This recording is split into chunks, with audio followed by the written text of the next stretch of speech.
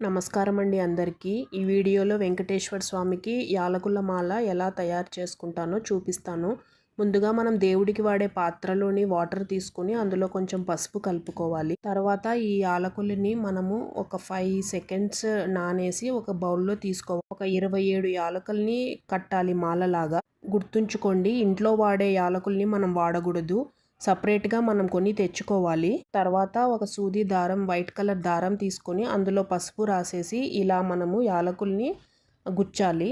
గుర్తుపెట్టుకోండి, మనము యాలకుల్ని ఇలా గుచ్చేటప్పుడు ఓం నమో వెంకటేశాయ అని 27 సార్లు చెప్తూ తయారు చేసుకోవాలి. చూడండి, ఇక్కడ గమనిస్తున్నారు కదా, ఇలా మనం తయారు చేసుకోవాలి. 27 యాలకుల్ని పెట్టి తర్వాత ఒక్కొక్క దానికి పసుపు కుంకుమ అద్దుకోవాలి. ఆర్థిక సమస్యలతో ఇబ్బంది పడేవారు ప్రతి శనివారం ఇలా యాలకుల మాల వెంకటేశ్వర స్వామికి సమర్పించుకోవాలి. ఈ విధంగా తయారు చేసుకోవాలి. తర్వాత వెంకటేశ్వర స్వామికి సమర్పించాలి.